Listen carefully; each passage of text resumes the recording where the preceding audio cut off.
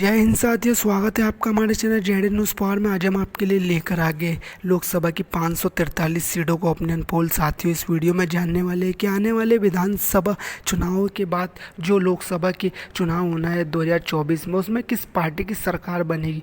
साथियों, जानेंगे 2024 में जो लोकसभा की 543 सीटों के लिए चुनाव होना है, उसमें साथियों क्या एनडीए फिर से सरकार में आ जाएगा या इस बार यूपीए साथियों अपनी सरकार बनाएगा पूर्ण बहुमत के साथ। साथियों, आपको बता दें, पिछले 2014-2019 के चुनाव में साथियों यहाँ पर एनडीए बहुत भारी पड़ा था यूपीए पे। यहाँ पर साथियों एनडीए को 300 से ज़्यादा पिछले 2 बार के चुनाव में मिल रही है। वही देश के प्रधानमंत्री बन रहे हैं 2 बार से नरेंद्र मोदी। क्या साथियों नरेंद्र मोदी फिर से तीसरी बार साथियों प्रधानमंत्री पद के लिए शपथ लेंगे 2024 में, या इस बार साथियों यूपी में से साथियों सरकार बनेगी यूपीए की। साथियों, इसके बारे में आपकी क्या राय, अपनी राय कमेंट में जरूर रखें। साथियों, जैसे जैसे 2024 के चुनाव नज़दीक आते जा रहे हैं, वैसे वैसे विपक्षी एकता के लिए भी साथियों बैठकें शुरू हो चुकी है। 23 जून को नीतीश कुमार ने साथियों विपक्षी दलों की साथियों एक बैठक बुलाई थी पटना में, जिसमें साथियों 16 से 17 दलों ने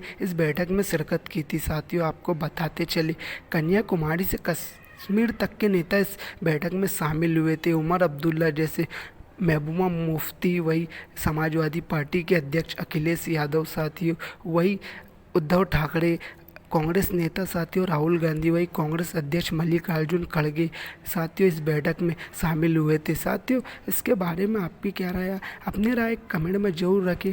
और आपके हिसाब से साथियों 2024 में किस पार्टी की सरकार बनेगी, अपनी राय कमेंट बॉक्स में ज़रूर रखें। तो चलिए साथियों शुरू करते हैं 2024 की 543 सीटों का ओपिनियन पोल। सबसे पहले राज्य पश्चिम बंगाल की अगर 42 सीटों की बात करें तो यहाँ पर साथियों एनडीए को 5 सीट जा सकती है, तो वही यूपीए खाते में यहाँ पर 9 सीट जा सकती है। तो वही साथियों यहाँ पर ममता बनर्जी की पार्टी टीएमसी पश्चिम बंगाल में अच्छा प्रदर्शन कर सकते हैं। पश्चिम बंगाल में ममता बनर्जी की पार्टी को 28 सीटें मिल सकती है। बिहार की अगर 40 सीट की बात करें तो एनडीए को यहाँ पर 8 सीट मिल सकती है। तो वही यूपीए खाते में यहाँ पर 30 सीट जा सकती है। तो वही अदर्स को यहाँ पर साथियों 2 सीट मिल सकती है। तमिलनाडु की अगर कुल 39 सीट की बात करें तो आपको बता दें यहाँ पर साथियों 28 सीटें यूपीए खाते में जा सकती है। तो वही अदर्स को यहाँ पर 11 सीटें मिल सकती है। आपको बताते चले साथियों, तमिलनाडु में डीएमके पार्टी सबसे मजबूत पार्टी है साथियों, जो कि यूपीए में शामिल है। यहाँ पर साथियों कांग्रेस और डीएमके को साथियों मिलाकर टोटल 28 सीटें यहाँ उन्हें मिल सकती है। मध्य प्रदेश की अगर 29 लोकसभा सीट की बात करें तो आपको बता दें, मध्य प्रदेश में बीजेपी और कांग्रेस में सीधा यहाँ पर मुकाबला एवं सीधी टक्कर देखने को मिलती है। आपको बता दें, मध्य प्रदेश में 29 सीटें लोकसभा की, तो वही एनडीए को यहाँ पर 20 सीट मिल सकती है। तो वही यूपीए खाते में यहाँ पर 9 सीट जा सकती है। कर्नाटक की अगर कुल 28 सीट की बात करें तो एनडीए को 16 सीट मिल सकती है। तो वही यूपीए खाते में यहाँ पर 12 सीट जा सकती है। साथियों, अगले राज्य हमारे सामने गुजरात निकल कर आ गया है, जो कि साथियों प्रधानमंत्री नरेंद्र मोदी का गृह राज्य है। यहाँ पर साथियों लोकसभा की 26 सीटें आती है। साथियों 26 की 26 सीटें यहाँ पर एनडीए खाते में जा सकती है। जी हाँ साथियों, अगर राजस्थान की टोटल 25 लोकसभा सीट की बात करें तो एनडीए को यहाँ पर 12 सीट जा सकती है। तो वही यूपीए खाते में यहाँ पर 13 सीट जा सकती है एनडीए, और यूपीए में कड़ा मुकाबला राजस्थान में देखने को मिल सकता है। उड़ीसा की कुल 21 लोकसभा सीट की बात करें तो एनडीए को यहाँ पर 1 सीट मिल सकती है। तो वही यहाँ पर अदर्स के खाते में टोटल 20 सीट जा सकती है।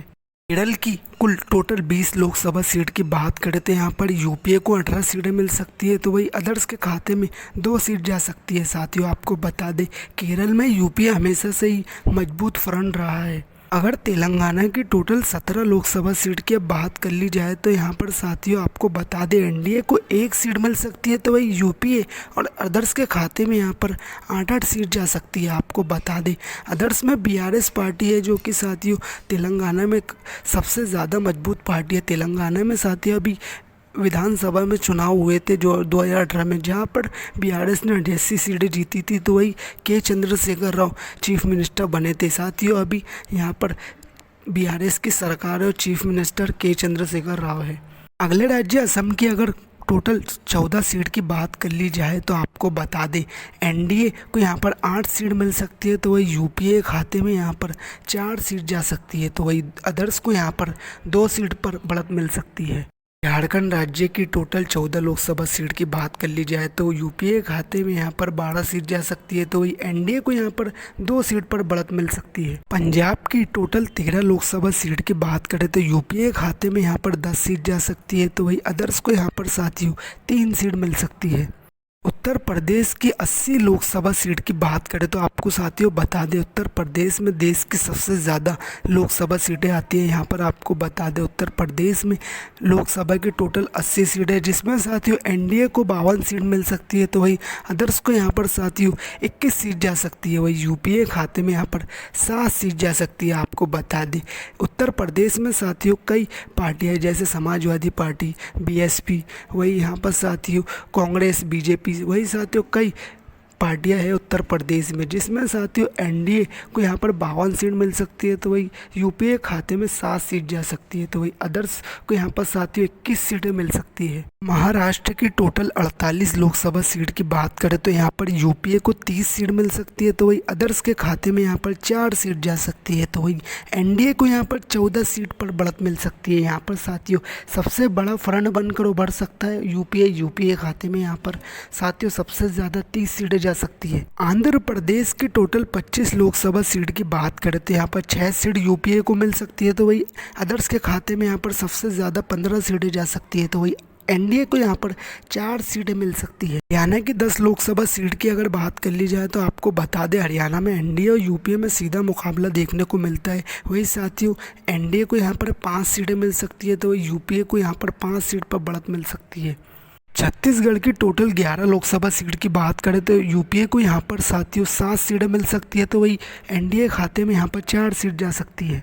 यहाँ साथियों दिल्ली की 7 लोकसभा सीट की बात करें तो यहाँ पर साथियों आपको बता दें यूपीए खाते में ये सातों की सातों सीट जा सकती है। साथियों दिल्ली देश की राजधानी है, जहाँ पर साथियों लोकसभा की 7 सीट आती है। यहाँ पर साथियों एनडीए का खाता खुलना मुश्किल लग रहा है। साथियों ये सातों की सातों सीट यूपीए खाते में जा सकती है। कश्मीर की 6 लोकसभा सीट की बात करें तो यूपीए खाते में यहाँ पर 2 सीट जा सकती है, तो वही अदर्स को यहाँ पर 4 सीट मिल सकती है। वही यहाँ पर एनडीए का खाता खुलना मुश्किल लग रहा है। पहले राज्य उत्तराखंड की टोटल 5 लोकसभा सीट की बात करें तो एनडीए को यहाँ पर 3 सीट जा सकती है, तो वही यूपीए खाते में यहाँ पर 2 सीट जा सकती है। हिमाचल की 4 लोकसभा सीट की बात करें तो 3 यूपीए खाते में जा सकती है, तो वही एनडीए को यहाँ पर 1 सीट मिल सकती है। अरुणाचल प्रदेश की 2 लोकसभा सीट की बात करें तो ये दोनों की दोनों सीट साथियों अदर्स के खाते में जा सकती है। गोवा की टोटल 2 लोकसभा सीट की बात करें तो दोनों की दोनों सीट यहाँ पर यूपीए को मिल सकती है। वहीं यहाँ पर एनडीए का खाता खुलना इस बार साथियों मुश्किल लग रहा है। त्रिपुरा की 2 लोकसभा सीटों में से साथियों यहाँ पर एनडीए को दोनों सीटों पर बढ़त मिल सकती है।